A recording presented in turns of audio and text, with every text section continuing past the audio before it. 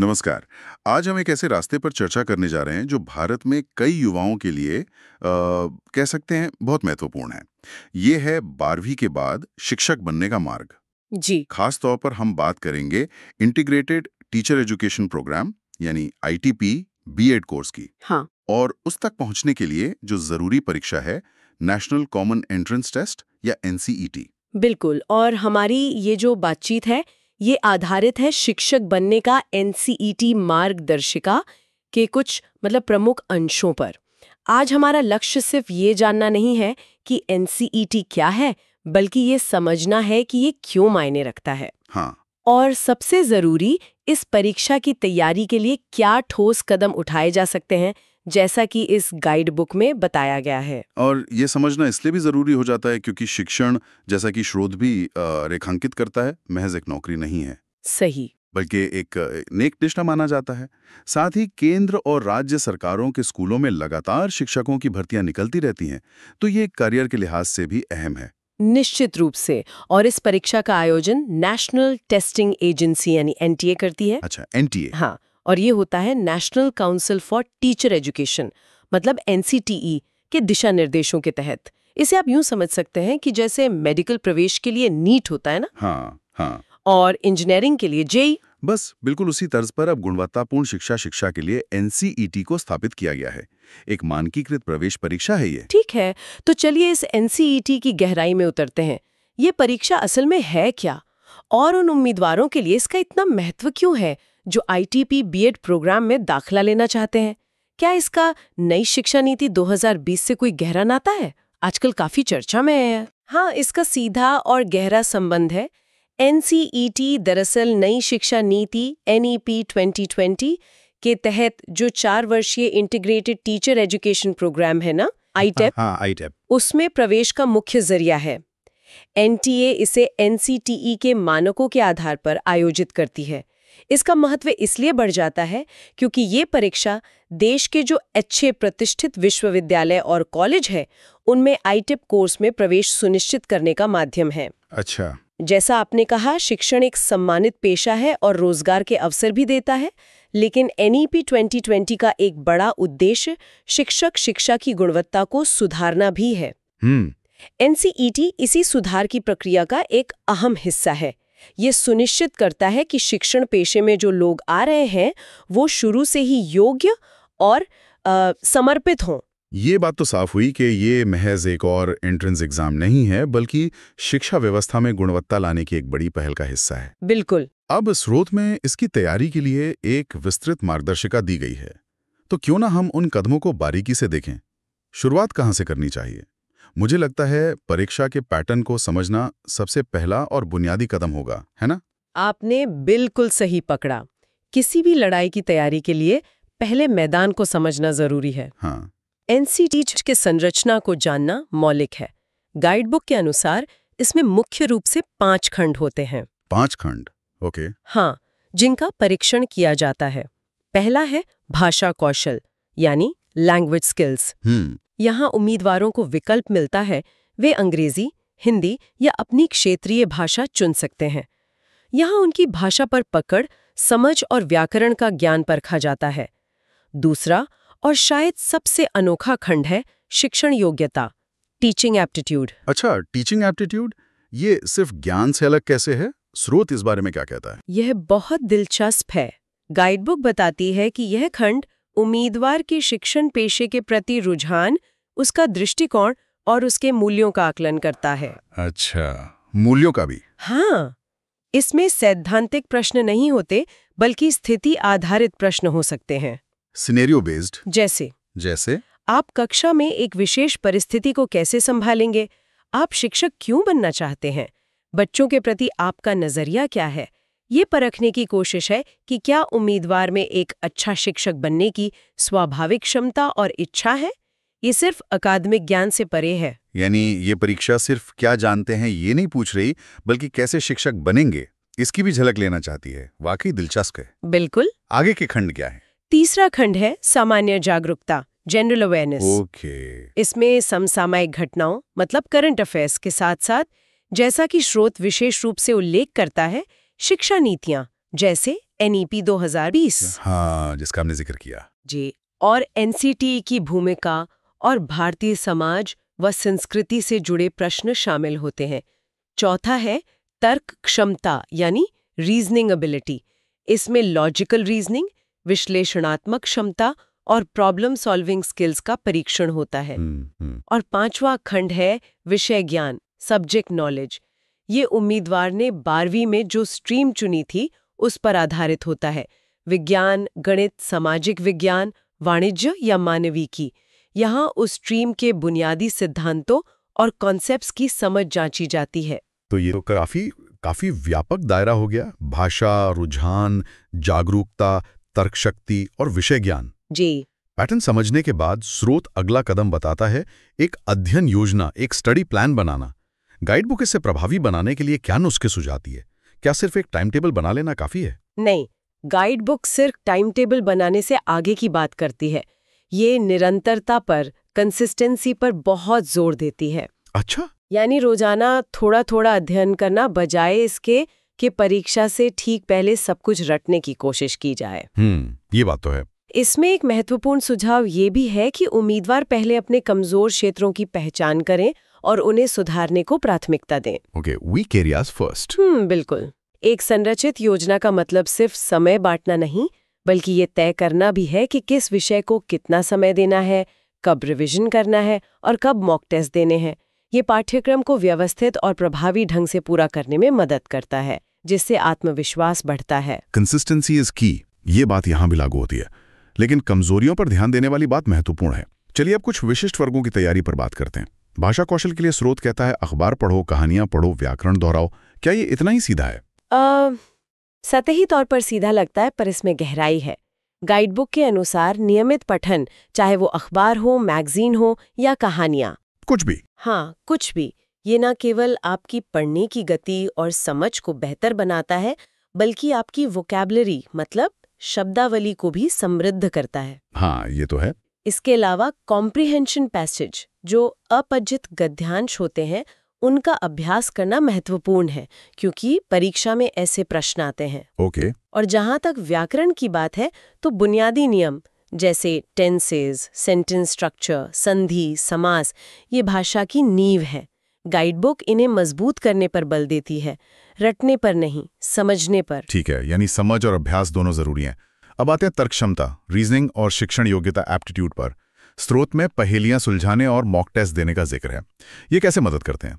तर्क क्षमता के लिए गाइडबुक सुझाती है कि विभिन्न प्रकार की पहेलियों का अभ्यास करें, जैसे बैठने की व्यवस्था, सीटिंग अरेंजमेंट, हाँ, कोडिंग डिकोडिंग जैसे अक्षरों को संख्याओं से बदलना, श्रृंखला पूरी करना, सीरीज कंप्लीशन, ब्लड रिलेशंस वगैरह। इससे दिमाग तेज होता है और पैटर्न पहचानने की क्षमता विकसित होती है। अच्छा। शिक्षण योग्यता के लिए, जैसा हमने पहले चर्चा की, स्थिति आधारित प्रश्न होते हैं। गाइडबुक पिछले वर्षों के प्रश्न पत्रों अगर मिल जाएं या समान परीक्षाओं के योग्यता प्रश्नों का अभ्यास करने की सलाह देती है। इससे ये अंदाजा लगता है कि किस तरह के व्यवहारिक और नैतिक सवाल पूछे जा सकते हैं। और मॉक टेस्ट ऑनलाइन वाले? हाँ, ऑनलाइन मॉक टेस्ट ये दोनों ही वर्गों के लिए बेहद महत्वपूर्ण है। ये न केवल आपको प्रश्नों के प्रकार से परिचित कराते हैं, बल्कि वास्तविक परीक्षा जैसा माहौल देते हैं। सही बात। इससे समय प्रबंधन कौशल सुधरता है और परीक्षा का डर कम होता है। यहाँ एक बात मुझे विशेष रूप से ध्यान खींच रही है, वो है सामान्य जागरूकता, जनरल अवेयरनेस सेक्शन। गाइडबुक कहती है कि NEP 2020 और NCTE नीतियों पर खास ध्यान दें। आमतौर पर सामान्य ज्ञान में इतिहास, भूगोल, करंट अफेयर्स होते हैं, लेकिन यहाँ शिक्षा नीतियों पर इतना फोकस क्यों? ये भावी शिक्षकों के लिए इतना अहम क्यों माना जा रहा है? ये एक बहुत ही महत्वपूर्ण बिंदु है और यहीं पर ये परीक्षा दूसरी कॉम्पिटिटिव परीक्षाओं से थोड़ी अलग हो जाती है। अच्छा। गाइडबुक के अनुसार इसका कारण सीधा है, ये परीक्षा भावी शिक्षकों के लिए है। NEP 2020 भारतीय शिक्षा प्रणाली में एक बड़ा परिवर्तनकारी दस्तावेज है। हाँ, बिल्कुल। एक शिक्षक से ये उम्मीद की जाती है कि उसे उस नीति की समझ हो जिसके तहत उसे काम करना होगा। इसी तरह NCTE वो संस्था है जो शिक्षक शिक्षा के मानक तय करती है। इनकी जानकारी होना दिखाता है कि उम्मीदवार अपने चुने हुए पेशे के प्रति कितना गंभीर और जागरूक है। सही। ये सिर्फ रटा रटाया सामान्य ज्ञान नहीं, बल्कि पेशे से जुड़ी प्रासंगिक जागरूकता है।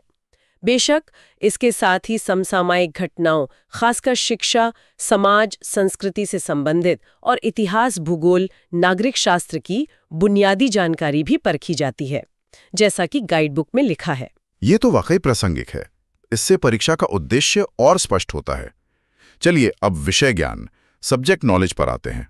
गाइड बुक की मुख्य सलाह है कि कक्षा 10वीं और 12वीं की NCERT किताबों को अच्छी तरह से दोहराया जाए।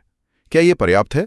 गाइड बुक के अनुसार इस खंड का उद्देश्य उम्मीदवार के चुने हुए स्ट्रीम में, मतलब विज्ञान, वाणिज्य या कला मानविकी में मूलभूत अवधारणाओं की समझ का आकलन करना है। Okay, fundamentals. जी हाँ, फंडामेंटल्स। और इसके लिए NCERT की पुस्तकें सर्वश्रेष्ठ और सबसे प्रामाणिक संसाधन मानी जाती हैं। गाइड बुक उदाहरण भी देती है, जैसे विज्ञान के छात्र के लिए भौतिकी, रसायन विज्ञान, जीव विज्ञान या गणित के बुनियादी सिद्धांत। वाणिज्य के छात्र के लिए अकाउंटेंसी, बिजनेस स्टडीज और इकोनॉमिक्स की मूल बातें, और कला मानविकी के छात्र के लिए इतिहास, भूगोल, राजनीति विज्ञान, समाजशास्त्र जैसे विषयों का आधारभूत ज्ञान। ठीक है, जोर बुनियादी और आधारभूत पर है, ना कि बहुत गहरी विशेषज्ञता पर। तो हाँ, 10वीं और 12वीं स्तर की NCERT की गहन समझ आमतौर पर पर्याप्त मानी जाती है। स्पष्ट है। अब एक और पहलू जिस पर गाइड बुक बहुत जोर देती है, मॉक टेस्ट और समय प्रबंधन, टाइम मैनेजमेंट। हमने मॉक टेस्ट का जिक्र पहले भी किया, लेकिन क्या ये सिर्फ अभ्यास करने या अपनी गति जांचने के लिए ही है, या इनका कोई और गहरा महत्व है? इनका महत्व सिर्फ अभ्यास और गति से कहीं ज्यादा है। गाइड बुक बताती है कि मॉक टेस्ट वास्तविक परीक्षा के माहौल का अनुकरण करते हैं। सिमुलेशन। हाँ जी, सिमुलेशन। ये उम्मीदवारों को परीक्षा के दबाव को झेलना सिखाते हैं। सबसे महत्वपूर्ण बात, वे कमजोरियों को उजागर करते हैं। कहाँ गलती हो रही है, हाँ, कौन से सेक्शन में ज्यादा समय लग रहा है, किस तरह के सवालों में बार बार गलती हो रही है, ये जानकारी तैयारी की दिशा बदलने में मदद करती है। सही। और समय प्रबंधन, ये परीक्षा में सफलता की कुंजी है। गाइड बुक एक व्यावहारिक रणनीति सुझाती है। क्या है वो? परीक्षा के दौरान पहले उन प्रश्नों को हल करें जो आसान लगते हैं और जिनमें आप आत्मविश्वास महसूस करते हैं। कठिन या समय लेने वाले प्रश्नों को बाद के लिए छोड़ें। अच्छा, पहले इजी वाले। जी, और अंत में समीक्षा, मतलब रिव्यू के लिए कम से कम 10-15 मिनट जरूर बचाएं। हाँ, ये जरूरी है, ताकि आप अपने उत्तरों की जांच कर सकें या छोटे हुए प्रश्नों पर वापस जा सकें। ये सिर्फ ये जानने के बारे में नहीं है कि उत्तर क्या है, बल्कि सीमित समय में अधिकतम अंक कैसे प्राप्त करें, इसकी रणनीति बनाना है। तो मतलब ज्ञान के साथ साथ परीक्षा देने की कला भी सीखनी होगी। ये सिर्फ सिलेबस पूरा करने की बात नहीं है। बिल्कुल नहीं, बल्कि उस ज्ञान को प्रभावी ढंग से प्रस्तुत करने की रणनीति भी है। इसी से जुड़ा एक और बिंदु है, गाइड बुक सकारात्मक और स्वस्थ रहने की सलाह देती है। अकादमिक तैयारी के बीच इसका क्या स्थान है? ये अकादमिक तैयारी का ही एक अभिन्न अंग है, खासकर ऐसी प्रतियोगी परीक्षा के लिए। गाइड बुक सही कहती है कि तैयारी की प्रक्रिया तनावपूर्ण हो सकती है। हाँ, वो तो होती है। बिल्कुल, तनाव प्रबंधन महत्वपूर्ण है। स्रोत कुछ सरल लेकिन प्रभावी बातें सुझाता है। नियमित रूप से पढ़ाई से छोटे ब्रेक लें। ब्रेक लेना जरूरी है। हाँ, शारीरिक गतिविधि करें, स्वस्थ भोजन करें और पर्याप्त नींद लें, कम से कम 7-8 घंटे। ये सभी चीजें मिलकर एक शांत, केंद्रित और सकारात्मक मानसिक स्थिति बनाने में मदद करती हैं। और एक शांत दिमाग हमेशा तनावग्रस्त दिमाग से बेहतर प्रदर्शन करता है। आत्मविश्वास बनाए रखना भी महत्वपूर्ण है। ये उस विचार से जुड़ता है जिसे गाइड बुक अंत में छूती है, कि ये परीक्षा सिर्फ ज्ञान का नहीं, बल्कि शिक्षण के प्रति जुनून का भी आकलन करती है। अच्छा। एक सकारात्मक और स्वस्थ दृष्टिकोण उस जुनून को जीवित रखने और बेहतर प्रदर्शन करने में सहायक होता है। ठीक है, तो हमने NCERT के पैटर्न, तैयारी के विभिन्न चरणों, हर सेक्शन के लिए विशिष्ट रणनीतियों, मॉक टेस्ट के महत्व और मानसिक स्वास्थ्य पर भी बात की। अगर हम इस पूरी चर्चा का सार निकालें तो NCERT की तैयारी का मतलब क्या निकलता है संक्षेप में? बिल्कुल, सार यही है कि एक बहुआयामी तैयारी है।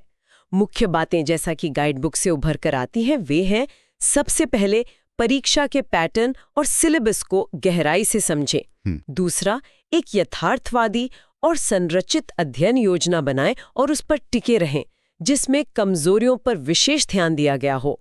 तीसरा, लगातार अभ्यास करें, खासकर मॉक टेस्ट के माध्यम से, ताकि गति, सटीकता और समय प्रबंधन में सुधार हो। सही। चौथा, शैक्षिक नीतियों जैसे NEP 2020, NCT और समसामयिक घटनाओं से अपडेट रहें, क्योंकि ये सीधे तौर पर प्रासंगिक है। पांचवां, परीक्षा हॉल में समय का प्रभावी प्रबंधन करना सीखें। हाँ जी। और छठा, अपनी शारीरिक और मानसिक सेहत का ध्यान रखें।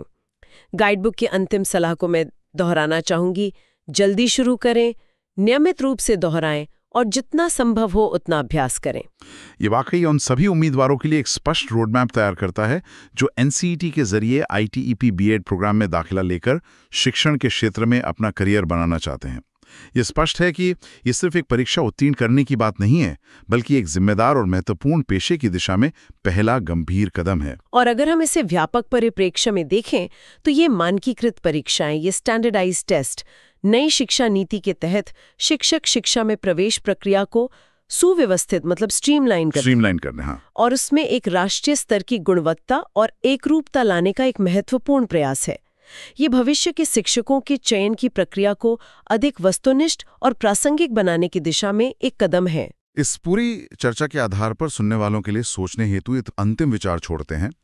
केवल NCET परीक्षा की तैयारी से आगे बढ़कर एक महत्वाकांक्षी शिक्षक उन मूल्यों, उन दृष्टिकोणों और उन कौशलों को विकसित करना कैसे शुरू कर सकता है जिनका आकलन NCET अपने टीचिंग एप्टीट्यूड सेक्शन के माध्यम से करने का प्रयास करता है, इससे पहले कि वे वास्तव में कक्षा में कदम रखें।